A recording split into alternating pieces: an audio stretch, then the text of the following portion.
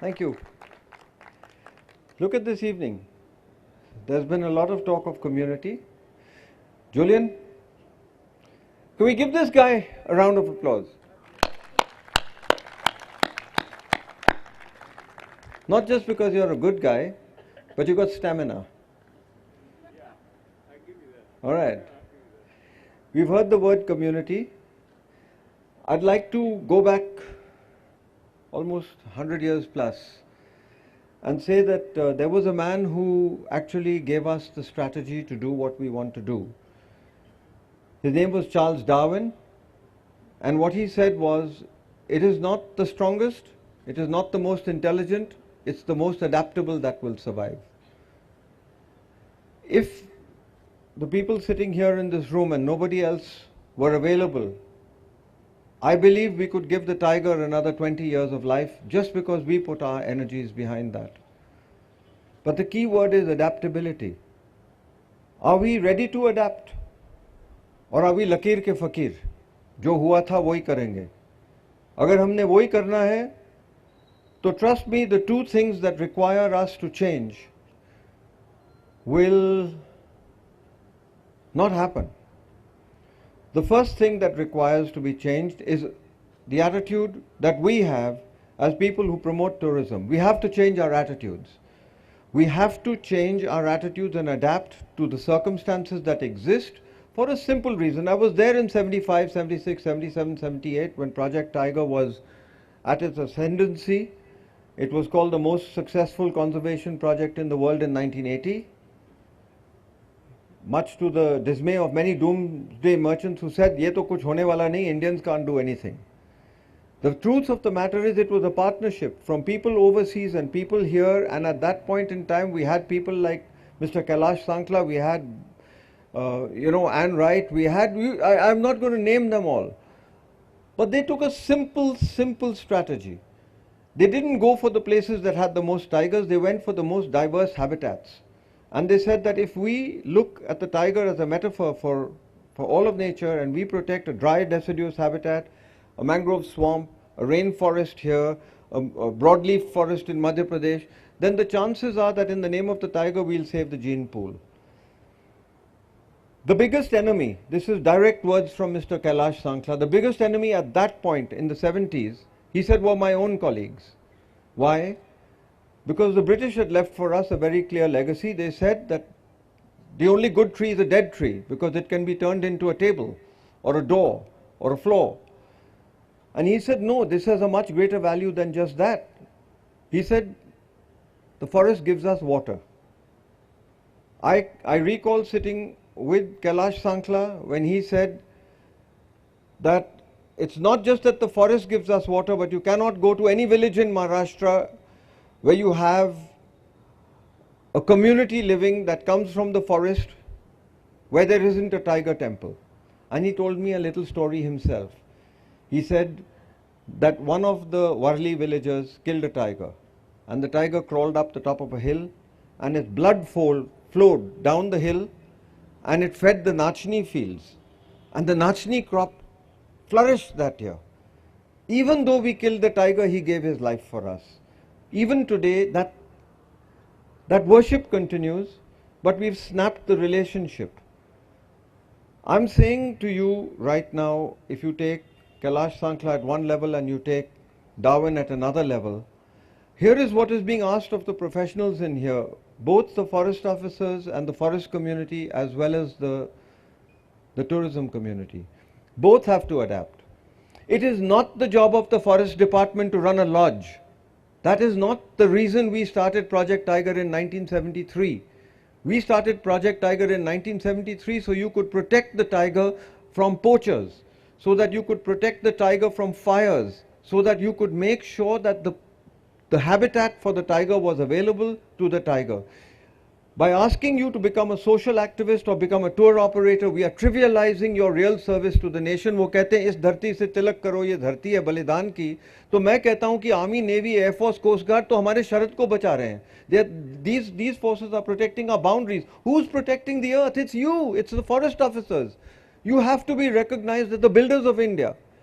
It is not your job to make sure that my whiskey is served right. It is not your job to make sure that my beds are turned down right. It is your job to protect the tiger, and I believe that it is the job of people in the tourism business to make sure that they're responsible enough that the people who are supposed to protect the tiger can take their eye off the ball and not worry about the tourists. Because today, the India that I knew, the India that I fell in love with, the times that we spent, Jojo, for 10 days, 12 days, and every time we saw a pug mark, we would come back and celebrate.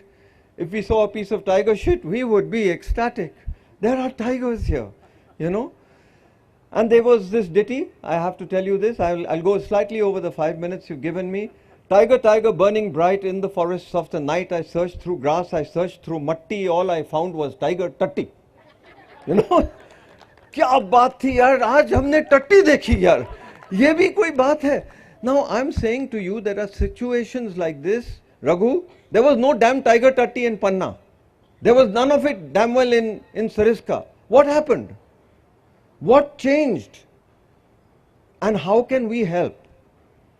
So here is the thing, we have to come at it from different levels. First of all, everybody and their son-in-law, mother-in-law and uncle know how to save the tiger now. Everybody knows how to save the tiger. What is the problem is they don't know why to save the tiger. The guys who know how to save also know why to save, but the guys who are taking the decision, whether in parliament or whether in a legislative assembly, they have no clue. National animal है यार, save तो करना चाहिए, बहुत प्यारा जानवर है, उसको बचाओ बचाओ, you know. It doesn't cut any ice. The truth of the matter is that 600 rivers are being fed in one form or the other. Either they originate from, I was speaking earlier, I said Amarkantak तो नकली है, अगर जाना है तो बंजर और हलोन नदी को जाके देखो. Go and see these rivers in the Kanha National Park. That is the source of the Narmada, which the whole country is fighting over to build dams. न रहे बांस न बजे बांसुरी. When the forest goes, the sound of the flute goes with it. And I'm saying to you today that the task before all of us here today, whether you're a forest officer, whether you're a journalist, whether you're a tour operator, whether you're a lodge owner, whether you're a naturalist, is to turn tourism into a real conservation tool. And that will not happen. That will not happen if policymakers don't change their attitude, and it will not happen if the renegade tourism operators don't change their attitude. And it is necessary for the good people amongst us to get together and do the right thing. Now here is how I feel the future will be.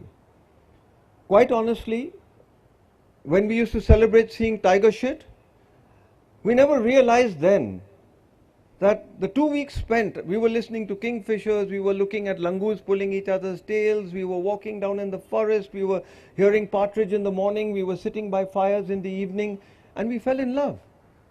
I cannot see a tourist falling in love with a tiger. It might as well go to Pigalle and see a peep show, you know. Tiger देखा? Tiger देखा? नहीं देखा? क्या देखा? अरे कोई कुत्ते थे वहाँ, ए भालू था यार वहाँ छोटा सा कुछ. One guy came across and said he saw honey badger. He said कोई काला सा था. Tiger देखा? नहीं, tiger नहीं देखा, बेकार हुआ यार. If that becomes the future of tourism, then none of you should put your money into tourism anymore, because you will not be able to survive. And I'll come to the close of what I'm saying by suggesting that there is a way out. Raghu, you were the one who told me and pointed out to me that the biggest mistake that we made in 1973, 74, 75 to 1980 was we never planned for success. All we wanted to do was to protect those 5 tigers in Ranthambore, 7 tigers, and now they become 50, 60, 70, I don't know how many. But when they grow, then they go out. And where do they go? They go into fields. So Bittu Sahgal, great guy, runs a magazine, Sanctuary, great, great, great. He's sponsoring this thing, tough, wonderful guys. But who's paying the price? It's the community on the outside. It's his cattle, it's his goat, it's his pigs, it's sometimes his daughter. When they say our, पहले तो अपना होते थे. Every animal belonged to the local people. अभी आपका tiger आके ये खा गया, आपके डुक्कर ने आके हमारी पूरी खेती को खराब कर दिया. I'm talking now from the experience of Maharashtra. It's the suicide capital for farmers in the world. Between Maharashtra and Andhra, there's a toss-up. Which area is going to commit more suicide in terms of the farmer sector? They cannot grow food there. Half the time in Madhya Pradesh, in many of these people, they're sitting, I've seen the women sit in Bastar with their saris out, and people take one container of grain and put it inside. They're doing food for work. So there's nothing to do with food security, it's to do with survival. So what we're suggesting is that let the forest officers do. Mr. Sahu should continue to protect Ranthambore. But the outside of Ranthambore is like somebody's taken a razor and shaved the head and turned it into something like this. We need that land on the outside to come back to forest status. And if we don't turn farms to forests, then every tiger that's born today and every cute little tiger picture we see of a cub, that tiger is not going to either grow up, or he will kill, or there will be attacks, or there will be problems, either internecine problems or otherwise. So Sanctuary Nature Foundation, 38 years we've run a magazine. We've never taken a donation ever for 38 years. We've turned ourselves into a foundation. In part it's because I feel that when I go, the magazine should still be around, but the magazine belongs to every one of you right now. It's a not-for-profit, and one of the first tasks we've set ourselves is that we want to start what we call Cocoon conservancies. Cocoon is community-owned, community-operated nature conservancy. So Cocoon conservancy. Now I'm not particularly keen to go into a bed where somebody slept in it at 4 o'clock in the afternoon and served me tea with his fingers inside there. They don't know how to do that. But even the best of people like the Oberoys, when they decided that they're going to do business, they ran something called Oberoi Sheraton. Oberoi owned the hotel, Sheraton ran the ran the hotel for 30 years, and that is the future of tourism in India today. If you want the community to be positive towards tourism, you have to give them a piece of the pie, and knowing your economics, you're not going to be able to do it from 30% occupancy of rooms. You're only going to be able to do that if you change the experience of the tourist. If I have to wait over there on the outside as the 30th jeep waiting to get in and everybody is going to see Choti Tara, I'm not going to be able to have an experience of any sort other than, listen, I want to watch a bird. No, Choti Tara's there. So instead of that, what I'm suggesting, we turn farms to forest, we get people to aggregate their lands, and when they aggregate their lands, 100 acres, 400 acres, 200 acres, it depends on the place, they invite the best operators to come in and say, build a lodge the way you would build a lodge, build a homestay the way you would build a homestay. On the day you build it, give it to me. It belongs to me, but I'll give you a management contract for 30 years. In that 30 years, I don't think there's any lodge that I know of in India that has operated non-stop for 30 years. Within 30 years, you have an option to renew. And in the event, whatever you make as a profit, I can assure you, you will steal customers away from the people who are sitting in Dhakuli right now. I don't want to hear dhak, dhak, dhak, dhak, ek, do, teen on New Year's Eve. I want to hear bird sounds. I want to hear night jars. I want to go out and I want a chance to see a hyena. If you have a 400-acre place where a person can sit down under a banyan tree, have breakfast in the morning like we used to in Jogi Mahal, then the chances are the experiential advantages will come to you, and the guy, you can give a guy a head massage and put rose petals in his bath and manicure his toes, but at the end of the day, when he comes back from the forest, he's got no wildlife experience to speak of, and many of the people in this audience here have already started doing that. Here, there is very little role for government to play. The Wildlife Protection Act allows any forest officer, any forest guard to walk through your property right now in case he's worried about a trap here or poison there, because a poacher might start a lodge and say that, look, this is what I'm doing. So I'd like to suggest to you right now, this is not the time to do this. We've had one early consultation with a number of people. We would like to work with the tourism operators, with the lodge operators. We would like to work with the forest officers so that the outside of the cores become healthy, so that you're not sitting in a situation where you're forcing 40 jeeps to go into an area which should actually see only 5 jeeps or 10 jeeps. If you start spreading it, and also I think it's about time we stop calling people to see the tiger alone. The Royal Society for the Protection of Birds sends out more people out of England than they ever send out to watch tigers. They're watching birds. Why aren't we calling the bird watchers? Because we haven't catered to them.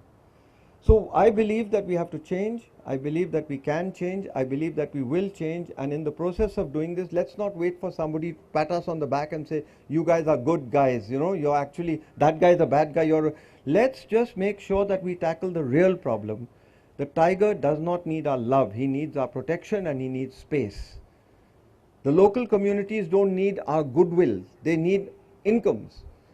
We are not equipped to do that. We will have to go to socially active people who know what the villager wants, and make sure that social upliftments, collateral benefit happens to be biodiversity renewal and not biodiversity destruction. It's as simple as that. It's not difficult. We've talked to 12-year-olds. They understand it. I've spoken to, I would say, on an average about 30 in the last 6 months, 30 lodge owners. They have understood it. From Kashmir to Sundarbans, to Kaziranga, to Madhya Pradesh, to Maharashtra, to every place including Kutch, the people are just ready right now to do this. It requires for us to get together. It requires a body like yours. It requires professionals like you. Give yourselves 3 years, 5 years. Change your reputation from people who are exploiting wildlife to people who are actually protecting wildlife by allowing the core areas to give us the animals. We don't even have to buy them like you have to do in South Africa, Jules. Thank you.